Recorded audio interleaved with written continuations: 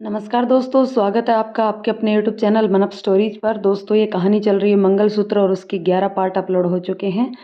सभी पार्ट का लिंक नीचे डिस्क्रिप्शन बॉक्स में प्लेलिस्ट के रूप में दिया हुआ है। मंगलसूत्र नाम से प्लेलिस्ट दी हुई है, उस प्लेलिस्ट में सभी वीडियोज़ मिलेंगे, वो जा करके आप देख सकते हैं। उसके बाद ये 12वां पार्ट आप स्टार्ट करें।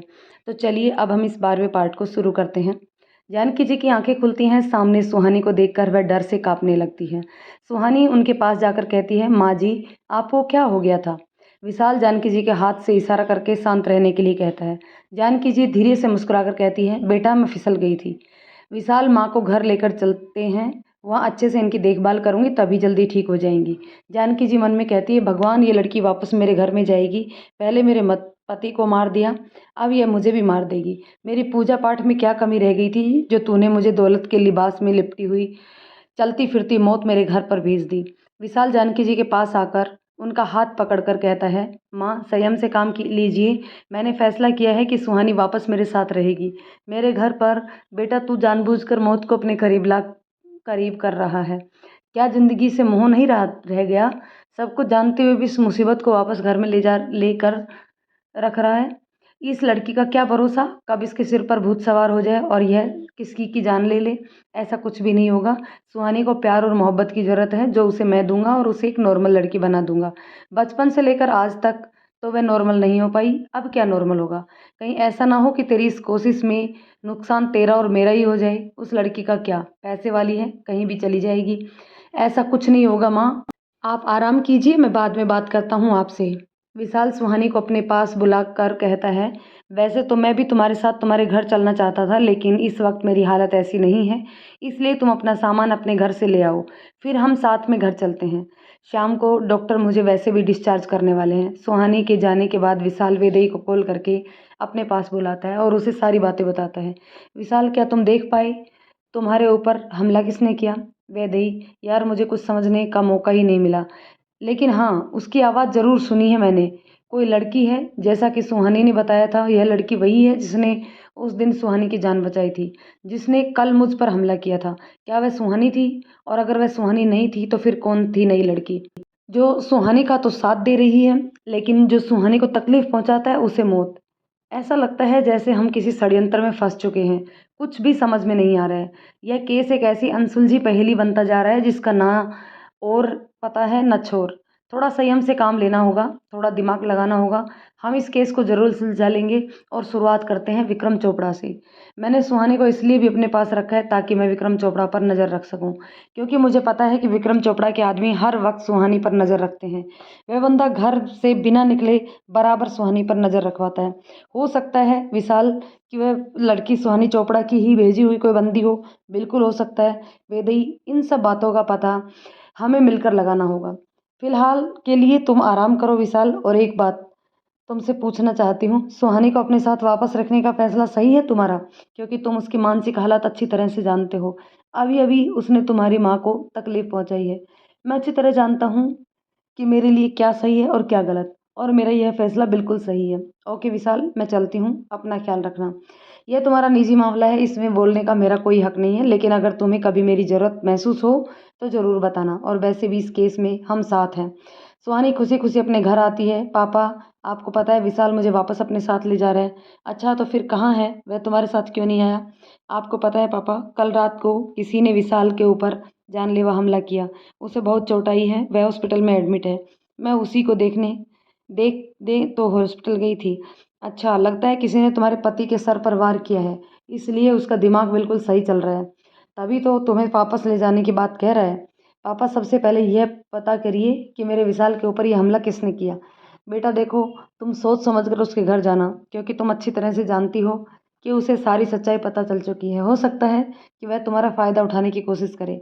पापा, क्या फ़ायदा उठाने की कोशिश करेगा? पति है वह मेरा, प्यार करता है मुझसे। बेवकूफ़ लड़की, अपनी आंखें खोलो। उसे शक है कि यह सारे मर्डर, यहाँ तक कि उसके पिता का मर्डर भी तुमने ही किया है। कहीं ऐसा तो नहीं है प्यार के बहाने तुम्हें घर बुलाकर तुम्हें मर्डर केस में फंसाना चाहता हो? पापा, आप हर बात पर शक क्यों करते रहते हो? विशाल ऐसा कुछ नहीं करेगा, और वैसे भी मैं उस घर में अपनी आंखें और कान दोनों खोल कर रखूंगी। विक्रम जी मन में कहते हैं, बेटा नज़रें तो तुम पर मेरी भी हमेशा रहेंगी, क्योंकि मुझे उस विशाल पर बिल्कुल भी भरोसा नहीं रहा। सुहानी वहाँ से जाने लगती है। विक्रम जी उसे गले से लगाकर कहते हैं, बेटा अपना ख्याल रखना, अगर जरा सी भी भनक लगी तो तुम्हारे साथ गलत होने वाला है तो अपने पापा को ज़रूर बताना। ओके पापा, अब मैं चलती हूँ। सुहानी जाने के लिए घर से निकलती है, तभी उसे पेड़ के पास एक साया खड़ा हुआ नजर आता है। सुहानी उसके पास जाकर कहती है, तुम ही हो ना वह जिसने आज मेरी ज़िंदगी इस कदर बर्बाद कर दी है। तुम्ही ने विशाल के पापा को मारा है ना। साया कहता है, भूल मत करो सुहानी उस घर में जाने की। विशाल तुम्हारा फ़ायदा उठाना चाहता है। अपनी बकवास बंद करो। कहीं तुम ही तो नहीं जिसने मेरे विशाल पर जान से मारने की कोशिश की। देखो, अगर तुमने दोबारा मेरे रास्ते में आने की कोशिश की तो मुझे नहीं पता कि मैं तुम्हारे साथ क्या करूँगी। तुम किसी के साथ गलत क्या करोगी सुहानी, जबकि तुम खुद अपने साथ इतना गलत कर रही हो। जानबूझकर क्यों जा रही हो उस नर्क में। तुम्हारा विशाल तुमसे प्यार नहीं करता। खामोश हो जाओ और चली जाओ यहाँ से। हो कौन तुम मेरी ज़िंदगी का फैसला करने वाली। और हाँ, एक बार मुझे अपना चेहरा तो दिखाओ। वक्त आने पर वह भी दिखा दूंगी, फिलहाल अभी वक्त नहीं है। क्यों, किसी और को मारना बाकी रह गया है क्या। इतने सारे लोगों को मार चुकी हो और तुम्हारे किए की सज़ा तुम्हें मुझे मिल रही है। मेरा विशाल मुझ पर शक करता है, वह सारे खून मैंने किए हैं। साया वहाँ से जाने लगता है। सुहानी जल्दी से दौड़कर उसके सामने खड़ी होती है और उसकी तरफ बढ़ने लगती है। साया हाथ दिखाकर कहता है, सुहानी मर्यादा पार मत करो। मेरे करीब आने की कोशिश करोगी तो जल जाओगी। मेरी मर्जी के बिना कोई छू तक नहीं मुझ तक नहीं पहुंच सकता, और मेरी मर्जी के बिना कोई मेरा अस्तित्व नहीं जान सकता। लेकिन आज मैं मर्यादा भी पार करूंगी और तुम्हारा अस्तित्व भी जान लूंगी। सुहानी जैसे उसका नकाब उठाने के लिए हाथ बढ़ाती है, वह साया सुहानी पर स्प्रे करके वहाँ से गायब हो जाता है। सुहानी अपनी आंखें मलती रहती है, तब तक वहाँ से वो गायब हो जाता है। सुहानी चिल्लाकर कहती है, कब तक भागोगी मुझसे। एक न एक दिन तू जरूर मेरे हाथ आएगी। अगर तू मुझे सुन रही हो तो सुन ले, दोबारा से मेरे रास्ते में और मेरी ज़िंदगी में दखल अंदाजी करने की कोशिश भी ना करना। अगली बार तुझे जान से मार दूंगी। दूर खड़ा साया मुस्कुराकर कहता है, बेवकूफ़ लड़की। सुहानी विशाल के घर में खुशी खुशी रहने लगती है, लेकिन जानकी जी हर वक्त उसके पास आने से घबराती थी। सुहानी जानकी जी को दवा देने के लिए जाती है। जानकी जी उसे देखकर डर जाती है और उसे पसीने निकलने लगता है। माँ, आप इतना घबरा क्यों रही हैं। मैं ऐसी चालू कर दूँ क्या। आपको काफ़ी पसीना आ रहा है, लीजिए दवा खा लीजिए। जानकी जी कहती है, हाँ हाँ, तुम दवाइयाँ यहाँ पर रख दो, मैं खा लूँगी, तुम जाओ। बिल्कुल नहीं, मैं जब तक आप दवा नहीं खा लेती तब तक मैं यहीं रहूँगी, कहीं नहीं जाऊँगी। पता नहीं आप ठीक ही नहीं हो रही हैं, हर दिन ऐसे ही दवा रख कर चली जाती हूँ। मुझे लगता है आप खाती ही नहीं हैं, फेंक देती हैं। जानकी जी मन में कहती है, जब साक्षात डायन मेरे घर में बैठी हो तो मैं ठीक कैसे हो सकती हूँ। तुझे देख देख कर मेरा ब्लड प्रेशर बढ़ता जाता है। विशाल आकर कहता है, माँ सही तो कह रही है सुहानी, दवा क्यों नहीं खा लेती हैं। जानकी जी सुहानी से दवा लेकर मुंह बनाकर खा लेती है। सुहानी मुस्कुराकर कहती है, माँ आपके लिए दूध लेकर आई हूँ। जानकी जी विशाल से कहता है, जब घर में नौकर लगा रखा है, ये मेरे पास क्यों आती है। अपनी पत्नी को साफ साफ मना कर दे कि मेरे पास ना आए, मुझसे दूर रहा करे, वरना तुम मुझे कहीं अनाथ आश्रम छोड़ा। जब तक यह घर में है माँ, यह पूरी ज़िंदगी इसी घर में रहेगी, तो क्या आप पूरी ज़िंदगी आश्रम में रहेंगी। इतना यह घर आपका है उतना ही सुहानी का भी है। पत्नी है वह मेरी, और मेरे पति की कातिल है। सुहानी उनकी सारी बातें सुन लेती है। उसके हाथ से दूध का गिलास छूटकर गिर जाता है। वह रोते हुए वहाँ से चली जाती है। विशाल उसके पीछे जाता है और उसे संभाल कर कहता है, माँ की बातों पर ध्यान मत दो। कैसे ध्यान ना दे, वह मुझे पापा की कातिल समझती है, मैंने कुछ नहीं किया। विशाल, तुम समझते क्यों नहीं, समझाते क्यों नहीं उन्हें। क्योंकि उन्हें समझाने का कोई फ़ायदा नहीं है, इसलिए मैं तुम्हें समझा रहा हूँ कि माँ की बातों पर ज़्यादा मत जाया करो, उनसे दूर रहा करो। सुबह सुहानी विशाल के लिए कॉफ़ी बनाती है। इतने में जानकी जी किचन में आती है और सुहानी को देखकर वापस जाने लगती है। सुहानी कहती है, माँ जी मैं बस जाने वाली हूँ, अगर आपको कुछ चाहिए तो बता दीजिए, मैं आपको दे देती हूँ। जानकी जी कहती हैं, मुझे मेरा पति वापस चाहिए। दे सकती है तू, इस घर में नौकर लगे हुए हैं, फिर तू क्यों हर वक्त डोलती घूमती है। मुझे तो तेरी शक्ल से भी नफरत हो गई है। अब अपनी सोनी मांग देखती हूँ ना तो तेरा चेहरा सामने आता है, दिल करता है तुझे जान से मार दूँ, लेकिन मजबूर हूँ मैं। तुम्हारी हर तरह कातिल और गुनहगार तो नहीं हूँ ना। अरे तू जैसी पागल लड़की को पागल खाने में होना चाहिए, लेकिन मेरे नालायक बेटा तुझे घर पर लाकर बैठा रखता है, कहता है पत्नी है मेरी। अरे तुझ जैसी लड़कियां पत्नी बनने के लायक नहीं बनकर कैदी बनने के लायक होती हैं। और यह जो खूबसूरती की चादर और दौलत की चादर ओढ़ रखी है ना, 1 मिनट में निकल जाएगी। पहले तो जानकी जी की बातें सुनकर सुहानी दुखी होती है, लेकिन जैसे जैसे वह बोलती जाती है उसका गुस्सा बढ़ता जाता है और उसके चेहरे का रंग बदलता जाता है। उसका चेहरा देखकर जानकी जी का होश में आता है कि किस के सामने क्या बोल रही है। उन्हें तुरंत हॉस्पिटल का केस याद आता है और उसके प्राण सूख जाते हैं। पैर दबाकर जानकी जी वहाँ से जाने लगती है। तभी सुहानी उसकी गर्दन पकड़कर कहती है, बूढ़ी डोकरी, तेरी जवान आजकल बहुत चलने लगी है। आज मैं तेरी इसी जवान को ही खत्म कर देती हूँ। ना रहेगा बांस, ना बजेगी बांसुरी। जानकी जी घबरा कर कहती है, अरे नहीं बेटा, मैं तो तेरी माँ जैसी हूँ, मुझे माफ़ कर दे। राम जी कसम, आज के बाद कुछ नहीं कहूँगी। तू बोलेगी क्या बुढ़िया? तू बोलने के काबिल ही नहीं रहेगी। सुहानी पास में पड़ा चाकू उठाकर जानकी जी की तरफ बढ़ाती है। जानकी जी जोर जोर से चिल्लाना शुरू कर देती है। सुहानी टीवी फुल वॉल्यूम में चालू कर देती है और म्यूजिक सिस्टम ऑन कर देती है। चिल्ला तुझे जितना चिल्लाना है, आज तेरी आवाज़ सुनने वाला यहाँ कोई नहीं है। तब से तुझे बर्दाश्त कर रही हूँ, मैं मामा कर रही हूँ और तू मुझे डायन, चुड़ैल, अपशकुनी, जाने क्या क्या बनाती जा रही है। अरे चुड़ैल मैं, डायन मैं, अपशकुनी मैं, पागल मैं, हाथ जोड़ती हूँ तेरे। बेटा चाकू फेंक दे, हाथ में लग जाएगा, खून निकल आएगा बेटा। चुप बुढ़िया, अब बड़ी मक्खन पॉलिश लगाई जा रही है। अब तो मुझे बहुत उल्टा सीधा बोल रही थी, अब मेरे आगे तेरी है चापलूसी बिल्कुल नहीं चलेगी। अब तो मैं तेरी जबान काट के ही रहूंगी। सुहानी जानकी जी के ऊपर हमला करती है। तभी विशाल आकर उसे पीछे से पकड़ लेता है और उस अपने गले लगा लेता है। उसके सिर पर हाथ फेर कर कहता है, शांत हो जाओ सुहानी, बिल्कुल शांत हो जाओ। देखो मैं तुम्हारे पास हूँ ना, तुम्हारा विशाल तुम्हारे पास है, मेरी तरफ देखो। सुहानी विशाल की तरफ देखती है और उसे देखते देखते ही बेहोश हो जाती है। विशाल उसे उठाकर बेडरूम में ले जाता है और वापस आकर जानकी जी से कहता है, मना किया था ना, अपना मुंह क्यों चलाती है। जानकी जी एक गिलास पानी पी कर, बहुत बड़ी गलती हो गई बेटा, आज के बाद मैं कुछ नहीं बोलूँगी। अरे मैं कभी किसी से कुछ नहीं बोलूँगी। माँ आपके पास दिमाग नहीं है। मैंने आपसे कहा था ना कि सुहानी एक बीमारी से जूझ रही है, उसे प्यार और मोहब्बत की ज़रूरत है। देखा किस तरह प्यार से व्यवहार करने पर वह नॉर्मल हो गई।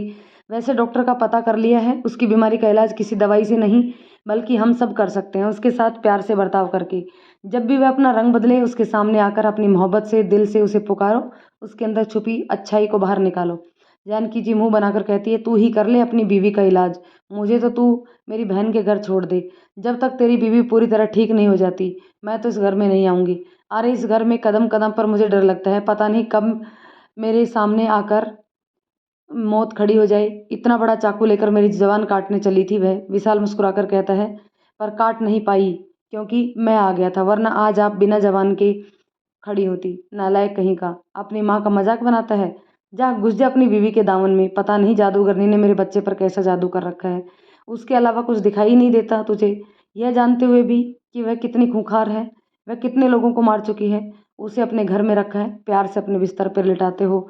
माँ उसकी, उसने किसी को नहीं मारा है, मैंने सब पता कर लिया है।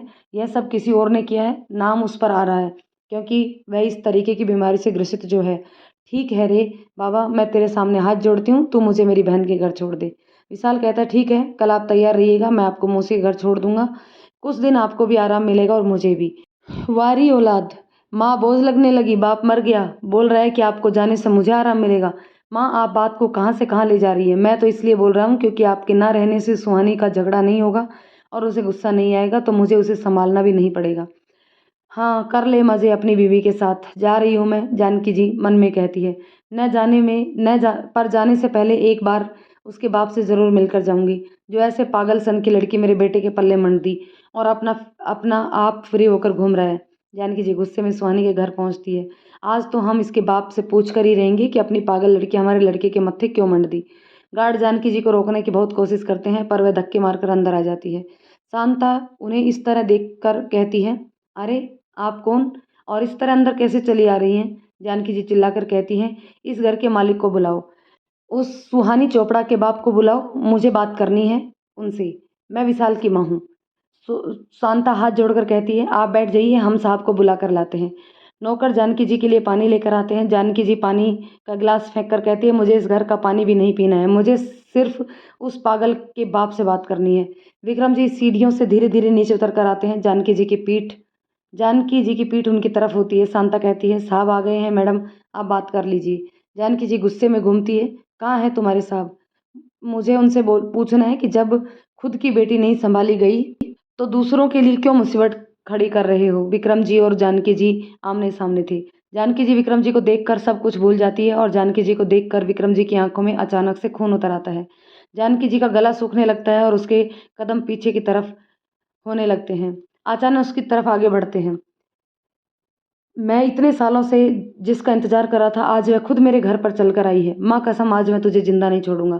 शांता उनके इस व्यवहार से हैरान हो जाती है, क्योंकि इतने सालों से विक्रम जी ने कभी इतनी तेज़ आवाज़ में, इतने गुस्से में किसी से बात नहीं की थी। विक्रम जी जानकी पर हाथ उठाने ही वाले थे कि तभी शांता बीच में आकर उनका हाथ रोक लेती है। साहब जी, आप क्या कर रहे हैं? यह सुहानी बिटिया की सास है। इतनी देर में जानकी जी अपनी जान बचाकर वहाँ से भागती है और सीधे अपने घर आकर ही दम लेती है। दूसरी तरफ यह बात विशाल के कानों तक पहुँच जाती है। वह आपे से बाहर होता है और सीधा विक्रम जी के पास पहुंचता है। आपकी हिम्मत कैसे हुई मेरे माँ के साथ इस तरह का बर्ताव करने की? इस बार विशाल को विक्रम जी की आंखों में गुस्सा साफ साफ दिखाई दे रहा था। तुम्हारी माँ, वो तुम्हारी माँ थी? इतने सालों से मैं इस औरत की तलाश कर रहा था। आज मेरी ज़िंदगी बर्बाद हुई है तो सिर्फ इस औरत की वजह से। जाकर पूछो, जाकर अपनी माँ से कि क्या किया था उसने मेरे और देवयानी के साथ, और अपनी माँ से पूरा सच पूछना जाकर, क्योंकि अधूरा सच बहुत खतरनाक होता है। विक्रम जी वापस अपने कमरे में चले जाते हैं। विशाल उन्हें देखकर हैरान हो जाता है, क्योंकि उसने कभी उन्हें इतने गुस्से में तो नहीं देखा था। इतने दिनों से वह सुहानी के घर आता जाता था, उसने कभी विक्रम जी की आवाज़ तक नहीं सुनी थी। शांता विशाल से कहती है, बेटा आज मैंने पहली बार इतने सालों में साहब के आंखों में इतना गुस्सा और उनकी आवाज़ इतनी जोश देखा है। मुझे इस घर में काम करते लगभग 21 साल हो गए हैं। इतने सालों में पहली बार साहब ने इतनी तेज़ और इतने गुस्से में किसी से बात की है। विशाल सीधा अपने घर जाता है। सुहानी उससे कहती है, माँ जी जब से बाहर से आई हैं अपने आप को कमरे में बंद कर लिया है, बहुत डरी हुई सी लगती है। विशाल जानकी जी से दरवाज़ा खोलने के लिए कहता है। उसकी बहुत कोशिश करने पर जानकी जी दरवाज़ा खोलती है। विशाल उनका चेहरा देखता है, जो पूरी तरह से पसीने में भीगा हुआ था और उसके हाथ पैर कांप रहे थे। सुहानी कहती है, माँ जी आपको क्या हो गया है? विशाल कहता है, शायद कोई पुराना पाप सामने आ गया है, इसलिए इतना घबरा रही है। जानकी जी कहती है, नालायक, अपनी माँ से इस तरह बात करता है? विशाल सुहानी से कहता है, क्या तुम थोड़ी देर के लिए बाहर जा सकती हो? मुझे अपनी लाडली प्यारी माँ से अकेले में कुछ बात करनी है। विशाल अंदर जाकर दरवाज़ा बंद कर लेता है और कहता है, मुझे सच सच बताइए माँ, आप सुहानी के माता पिता को किस तरह जानती हैं? मैं किसी को नहीं जानती। वह तो उसका बाप मुझ पर इतने गुस्से में चिल्ला दौड़ा, मुझे लगा कहीं उसकी बेटी की तरह उसका बाप भी पागल नहीं है। बस इसलिए मैं इतना डर गई। पिछले 23 साल से सुहानी के पापा ने एक शब्द नहीं बोला। उन्होंने इतने साल में अपने आप को एक कमरे तक सीमित रखा। किसी ने उसकी तेज़ आवाज़ में बात तक नहीं सुनी। आज इतने सालों बाद आपको देखते उसके अंदर का गुस्सा बाहर आ गया। क्यों? क्योंकि बेटा दुश्मनी जो है, अरे तुझे नहीं पता, मैंने तो इतनी देर में ही जान लिया उसका बाप भी अपनी बेटी की तरह आधे दिमाग का है। अरे इतना सुनते ही मैं तुम्हारे माँ माँ हूँ, भड़क गया मेरे ऊपर। लेकिन माँ, आपने उन्हें बताया क्यों नहीं कि आप मेरी माँ हो? उन्होंने तो आपको देखते ही बिना आपकी पहचान जाने आप पर इतना गुस्सा निकाल लिया। मुझे सब पता है, झूठ मत बोलिए। जानकी जी कुछ नहीं बोलती तो विशाल चिल्लाकर कहता है, आप बोलेंगी या कोई दूसरा रास्ता अपनाऊं? कौन सा रास्ता अपनाएगा? जा, नहीं बोलती, जो कुछ करना है कर ले। माँ, इस वक्त मैं एक पुलिस इंस्पेक्टर हूँ, ना कि आपका बेटा। आप जानती हैं मैं सच जानने के लिए कुछ भी कर सकता हूँ। जानकी जी रोते हुए कहती है, मेरा पति मर गया तो अब इस घर में मेरी यही इज्जत रहेगी। अपने ही घर में मेरे साथ मुजरिमों जैसा व्यवहार किया जाएगा। यह सब तो अपनी पत्नी के लिए कर रहा है ना? अरे हरामखोर, बीवी के प्यार में इतना अंधा हो गया कि माँ को ही भूल गया। किसी को नहीं भूला हूँ मैं। जल्दी से मुझे सच बताइए माँ, वरना मुझे दूसरा रास्ता अपनाना पड़ेगा। और यह ड्रामा बंद कीजिए, मुझ पर इसका कोई असर नहीं होने वाला है। विशाल कहता है, माँ मैं इंतज़ार कर रहा हूँ कि आप कब मुझे सच बताएंगी, और जब तक आप मुझे सच नहीं बताएंगी मैं यहाँ से कहीं नहीं जाऊँगा, और ना ही आपको कहीं यहाँ से कहीं भी जाने दूंगा। अरे कैसा बेटा है तू? अपने बाप के कातिलों को बचाने की कोशिश कर रहा है और अपनी माँ को चला फंसाने। इस वक्त मैं आपका बेटा नहीं बल्कि एक पुलिस इंस्पेक्टर हूँ, और मैं इस वक्त एक ऐसे इंसान से पूछताछ कर रहा हूँ जिस पर मुझे शक है कि शायद उसने कुछ ना कुछ गलत जरूर किया है। विशाल जोर से चिल्लाकर कहता है। जानकी जी रूह तक कांप उठती है। ठीक है, बताती हूँ। सबसे पहले माँ, जो कुछ भी बताना बिल्कुल सच बताना, वरना आप जानती है कि मैं विक्रम जी से भी पूछताछ कर सकता हूँ। अगर अगर उनकी और आपकी बातों में मुझे फ़र्क आया तो आप समझ सकती हैं कि मैं आगे क्या करूँगा। मैं देवयानी को बचपन से जानती थी। उसके पापा और मेरे पापा बहुत अच्छे दोस्त थे। देवयानी मेरी बहुत अच्छी सहेली थी। वह मुझसे बहुत प्यार करती थी, लेकिन मैं थी जो हर बात पर उससे जलन रखती थी। हर कोई उसकी खूबसूरती की तारीफ़ करता था और वह पढ़ने में भी मुझसे ज़्यादा होशियार थी। बचपन में घर वालों ने उसकी और मेरी बराबरी की। हर बात पर मेरे मम्मी-पापा मुझसे कहा करते थे, "देख देवयानी कितनी सुंदर है, देखो कितनी सुशील है, देख वह पढ़ने में कितनी होशियार है।" और एक तू है किसी काम के भी में आगे नहीं है। और मैं अंदर ही अंदर देवयानी से बहुत जलती थी। धीरे धीरे हम स्कूल से निकल कर कॉलेज में आ गए। कॉलेज के पहले ही दिन विक्रम से मेरी मुलाकात हुई और वह मुझे पहली नज़र में बहुत अच्छा लगने लगा। लेकिन फिर मुझे पता चला कि विक्रम तो देवयानी को पसंद करता है और उन दोनों के बीच में रिश्ता भी बन गया है। अब तो मेरी गुस्से की कोई सीमा नहीं रही और मैं देवयानी से नफरत हो गई कि हर वह चीज़ जिसे मैं पसंद करती हूँ वह देवयानी को ही क्यों मिल जाती है। तभी मुझे पता चला कि प्रिंसिपल का बेटा देवयानी को पसंद करता है। मैंने उसकी और विक्रम की लड़ाई भी देखी। मुझे लगा अगर मैंने देवयानी को रास्ते से हटा दिया तो विक्रम मुझे बहुत आसानी से मिल जाएगा। इसलिए एक दिन मैंने देवयानी के साथ शाम को मार्केट जाने का बहाना किया और उसे वहाँ लेकर गई जहाँ प्रिंसिपल के बेटे ने मुझे बुलाया था। मैंने देवयानी को उन्हें सौंप दिया और वहाँ से भाग आई। 2 दिन तक देवयानी का कुछ पता नहीं चला। इस बीच मैंने विक्रम को सहारा दिया। विक्रम की करीबी मुझे बहुत अच्छी लगी। मैं उसे पाना चाहती थी, उससे शादी करना चाहती थी। लेकिन उस देवयानी ने विक्रम को बता दिया कि उसे मैं वहाँ लेकर गई थी। विक्रम ने मेरे घर पर आकर मुझे बहुत जलील किया। यहाँ तक कि देवयानी के पापा भी मेरे दुश्मन बन गए और खुद मेरे घर वाले भी मुझसे अच्छा बर्ताव नहीं करते थे। मेरे अंदर देवयानी को लेकर बड़ा गुस्सा भरा हुआ था। मैं उसे जान से मारना चाहती थी, उससे अपना बदला लेना चाहती थी, लेकिन मुझे पता चला कि उसकी दिमाग की हालत ख़राब हो गई है। मुझे लगा कि उस पागल से अब बदला लेने का कोई फ़ायदा नहीं है। इसी बीच मेरी शादी तुम्हारे पापा से तय हो गई। शादी होने के बाद मुझे पता चला कि देवयानी का केस तुम्हारे पापा के थाने में ही आया है और उस इंस्पेक्टर के साथ जो इस केस के इन्वेस्टिगेशन कर रहे हैं तुम्हारे पापा भी लगे हुए हैं। मैं धीरे धीरे तुम्हारे पापा से उस केस की जानकारी लेने लगी। तभी मुझे पता चला कि देवयानी की जुड़वा बच्चियां हुई हैं और अब देवयानी की हालत में धीरे धीरे सुधार भी आने लगा है। मेरे अंदर का बैठा हुआ राक्षस फिर से जाग उठा। मैं एक शाम देवयानी से मिलने चली गई। उसकी एक बच्ची थोड़ी कमज़ोर थी, इसलिए विक्रम और देवयानी के पापा उसे लेकर डॉक्टर को दिखाने गए थे। देवयानी अपनी बच्ची को लेकर अकेले कमरे में थी। मुझे देखकर वह मुझ पर चिल्लाने लगी। मैंने गुस्से में उसकी बच्ची को उठा लिया। देवयानी अपनी बच्ची को लेने के लिए मेरे पीछे भागी और बच्चा छुड़वाने के चक्कर में हमारे बीच हाथापाई होने लगी। उसी बीच मेरा धक्का देवयानी को लगा और देवयानी खुद को संभाल नहीं पाई और सीधे बिल्डिंग से नीचे गिरकर उसकी मौत हो गई। यह सब देखकर मैं बहुत डर गई और उस बच्ची को लेकर वहाँ से भाग गई। लेकिन देवयानी के पापा ने मुझे वहाँ से भागते हुए देख लिया। उन्होंने मेरा पीछा किया। एक जगह ठोकर लग जाने की वजह से मैं गिर गई और वो बच्ची मेरे हाथ से छूटकर नीचे जा गिरी। देवयानी के पापा ने बच्चे को तो उठा लिया, पर वह जब मेरी जान से पीछे पड़ गए। मैंने जल्दी से तेरे पापा को फ़ोन करके बताया कि देवयानी के पापा मुझे मारना चाहते हैं। तेरे पापा इंस्पेक्टर के साथ वहाँ पर पहुँच गए और इसी बीच उन्होंने देवयानी के पापा पर गोली चला दी। उसके बाद क्या हुआ मुझे पता नहीं, क्योंकि मैं बहुत बुरी तरह डर गई थी। इसके कुछ दिन बाद मुझे पता चला कि मैं माँ बनने वाली हूँ, इसलिए मैंने इन चीज़ों पर ध्यान न देकर सिर्फ अपने बच्चे पर ध्यान दिया। विशाल एक लंबी सांस छोड़ता है। जिस केस को लेकर वह इतने महीनों से भटक रहा है, उस केस की पूरी जड़ मेरे ही घर में बैठी हुई है। आपको पता है माँ, आपने कितना बड़ा गुनाह किया है। आप सुहानी का इल्ज़ाम लगा रही हैं, बल्कि असली गुनहगार तो आप हैं। आज सुहानी जिस दर्द से, जिस तकलीफ को झेल रही है, सिर्फ आपकी वजह से। आज उसका पूरा परिवार जिस दर्द से गुजर रहा है, विक्रम जी जो दर्द बर्दाश्त कर रहे हैं, जो तकलीफ बर्दाश्त कर रहे हैं, यह सिर्फ आपकी वजह से। आपकी एक जलन ने सिर्फ एक इंसान नहीं, पूरा परिवार तबाह करके रख दिया। आज विशाल बहुत परेशान था। घर से बाहर जाकर वह सीधा वैदेही के पास जाता है और सारी बातें बताता है। जिसकी जड़ें मैं पूरी मुंबई और पूरे देश में ढूंढ रहा था, उसकी जड़ें मेरे ही घर में छिप कर बैठी हैं। मुझे तो विश्वास नहीं हो रहा कि मेरी अपनी माँ इतना गंदा काम कर सकती है। आज मुझे अपनी ही माँ से नफरत हो गई है। खुद को संभालो विशाल। इस वक्त तुम्हारा होश में रहना बहुत ज़रूरी है, क्योंकि अब तुम्हें अपनों के खिलाफ कदम उठाने हैं, जो हर इंसान के लिए बहुत मुश्किल होता है। अब तक हम जिसे दोषी मानते चले आ रहे थे, सुहानी को, लेकिन आज उसकी जो भी हालत है, कहीं ना कहीं उसके पीछे गुनहगार तुम्हारी माँ है।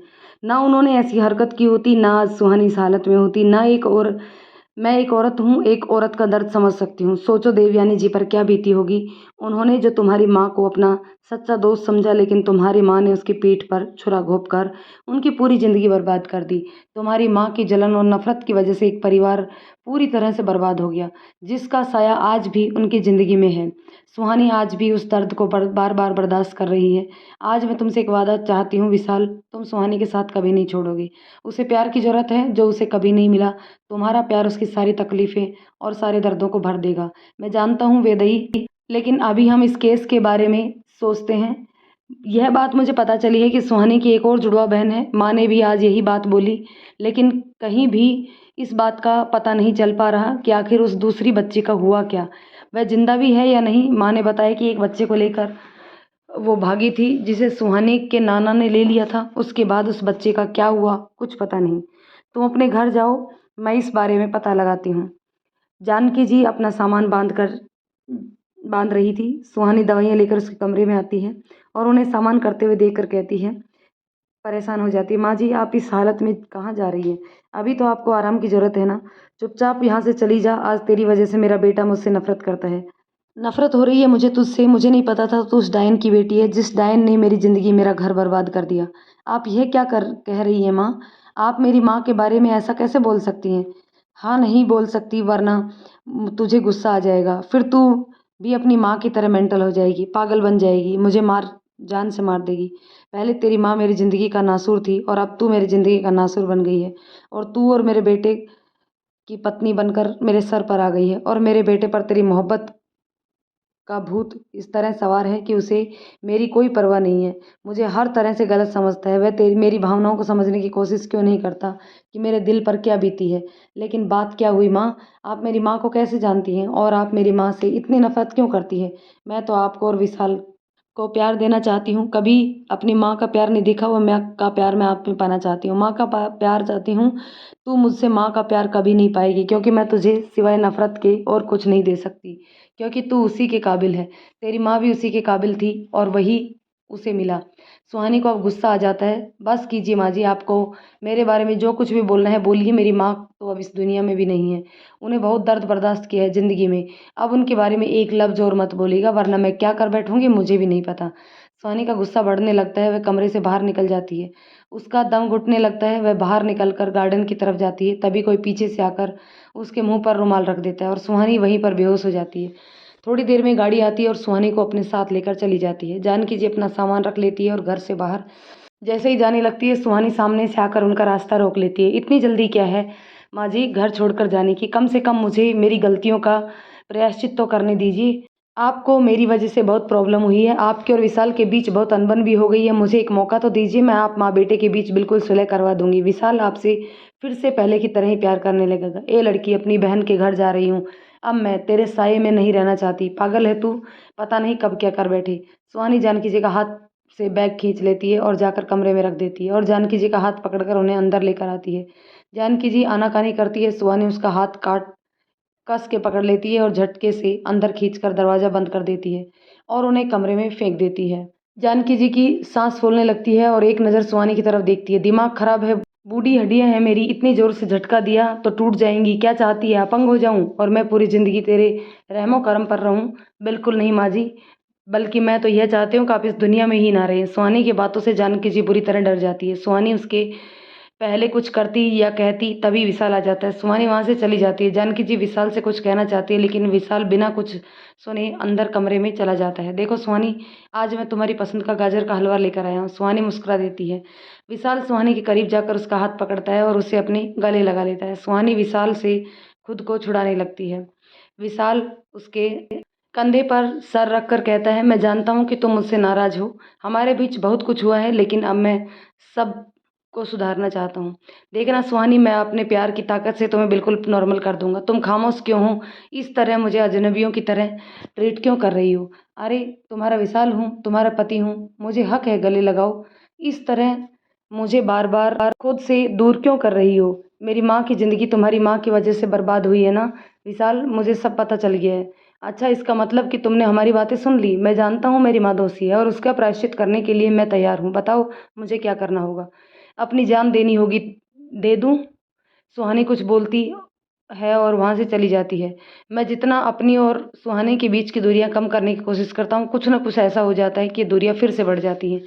अब सुहानी कैसे रिएक्ट करेगी? क्या वह माँ के साथ सही से रह पाएगी?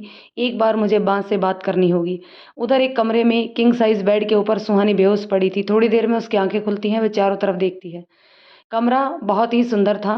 जल्दी से उठकर कमरा दरवाज़ा खोलने की कोशिश करती है, लेकिन वह बंद था। बार बार दरवाज़ा खोलने के लिए रिएक्ट करती है, लेकिन दरवाज़ा नहीं खुलता। मैं कहाँ हूँ? मुझे मेरे घर जाने दो। मुझे मेरे विशाल के पास जाना है। दरवाज़ा खोलिए। कौन है? कौन मुझे यहाँ लेकर आया है? अगर सुहानी यहाँ पर है तो इस वक्त विशाल के घर पर वह कौन है? रात में विशाल का फ़ोन बजता है। हेलो, कौन?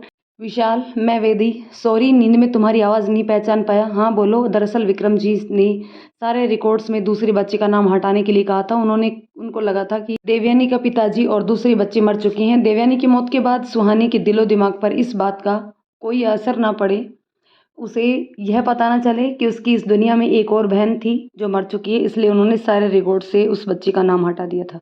इसलिए हर किसी को यही पता था कि देवयानी की सिर्फ एक ही बेटी थी।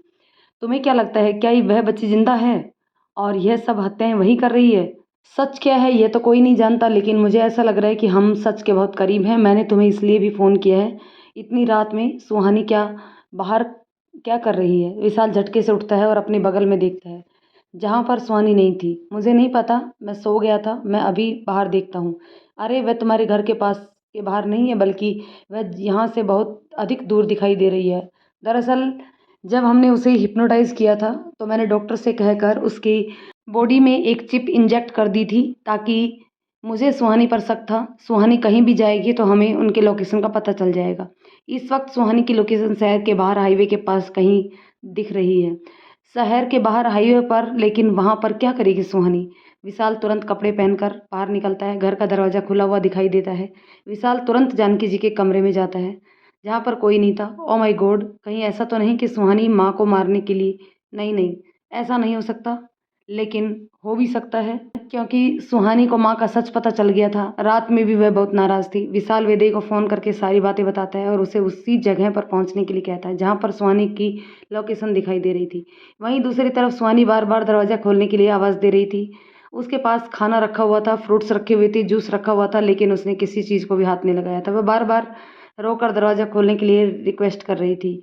मैं पिछले 6 घंटे से यहाँ पर बंद हूँ, क्यों रखा है मुझे यहाँ पर? कुछ मेरी विशाल के पास जाना है, दम घुट रहा है मेरा, यहाँ से मुझे बाहर निकालो। सुहानी रोते रोते वहीं ज़मीन पर सो जाती है। दूसरी तरफ जानकी जी धीरे धीरे अपनी आंखें खोलती है, अपने चारों तरफ देखती है और तुरंत उठकर बैठ जाती है। यह मैं कहाँ पर आ गई हूँ? यह कौन सी जगह है? मेरा घर नहीं है। क्यों भूल गई क्या इस घर को?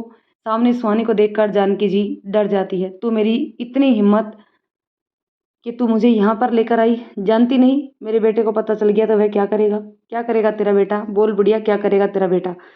तेरा सच पता चलने के बाद भी खुद को कानून का बासिंदा कहने वाला वह झूठा पुलिस इंस्पेक्टर अपनी माँ के खिलाफ कोई एक्शन नहीं ले पाया। वह कुछ नहीं कर सकता, वह सिर्फ रिश्तों की जंजीर में बंद कर खुद को कमज़ोर कर सकता है। लेकिन मैं इतना कमज़ोर नहीं हूँ। अपनी माँ के साथ जिस किसी ने भी बुरा किया था उन सबको सबक सिखाने का बीड़ा उठाया मैंने। इसका मतलब तू कातिल है, तू खूनी है, तो क्रिमिनल है। मेरे पति को तूने ही मारा है और इन सब लोगों को भी तूने ही मारा है। अब मैं विशाल को बताऊंगी कि उसकी पागल पत्नी कितनी खूंखार है। अरे तेरे बेटे की पत्नी नहीं हूँ मैं। मुझे पहचान नहीं पाई? पहचानने की कैसे? इस घर को तो पहचान ले, देख और पहचान इस जगह को। इस वक्त कहाँ है तू? उसी जगह पर जहाँ से तूने अपने अपराध की शुरुआत की थी। यह मेरी माँ का घर है, जहाँ पर वह कभी मेरे नाना जी के साथ प्यार से रहा करती थी। इसी घर में उसने अपनी ज़िंदगी को लेकर ढेर सारे सपने सजाए थे। वो अलमारी दिखाई दे रही है तुझे? वहाँ पर मेरी माँ की जीते हुए सारे मेडल्स और ट्रॉफी हैं, जिन्हें देखकर तू जलती थी। इस घर की एक एक चीज़ पर मेरी माँ के सपने भरे हुए थे। यहाँ की हर चीज़ मेरी माँ ने अपने हाथों से सजाई थी, लेकिन तूने मेरी माँ के बने बनाए और सजे सजाए घरौंदे को तोड़ दिया। तेरी जलन और नफरत ने ना सिर्फ मेरी माँ को बर्बाद किया, मेरे पूरे परिवार को बर्बाद कर दिया, मेरा बचपन बर्बाद कर दिया। जानती है जब किसी औरत की अस्मत पर हाथ डाला जाता है तो कैसा लगता है, कितना दर्द होता है? हफ्तों तक मेरी माँ ने सब कुछ बर्दाश्त किया। उस कमीने ने मेरी माँ को नोच नोच कर खाते थे हर रोज़। आज मैं तुझे वो दर्द महसूस करवाऊंगी, वो दर्द कभी मेरी माँ ने तेरी वजह से महसूस किया था। ए पागल लड़की, तेरा दिमाग खराब हो गया है क्या? भूल मत कि मैं रिश्ते में तेरी सास लगती हूँ। तू मेरी बेटे की पत्नी है। अगर तूने मुझसे कोई भी नुकसान पहुँचाया ना, तो मेरा बेटा तुझे छोड़ेगा नहीं। पूरी जिंदगी तू गली की कुतिया बनकर घूमती रहेगी। सुहानी जानकी जी के बाल पकड़कर खींचती है और उन्हें ज़मीन पर पटक देती है। बोला ना मैंने बुढ़िया, मैं तेरे बेटे की पत्नी नहीं हूँ, मैं सुहानी नहीं हूँ। जानकी जी हैरानी से उनकी आंखें खुली की खुली रह जाती हैं। तो दोस्तों इस पार्ट को यहीं ख़त्म करते हैं। जानते हैं नेक्स्ट पार्ट में कि वो लड़की सुहानी नहीं थी तो कौन थी। दोस्तों ये कहानी आपको कैसी लग रही है कमेंट करके ज़रूर बताइएगा। पसंद आए तो लाइक शेयर करें और चैनल पर नए हैं तो चैनल को सब्सक्राइब ज़रूर कर लें। धन्यवाद दोस्तों।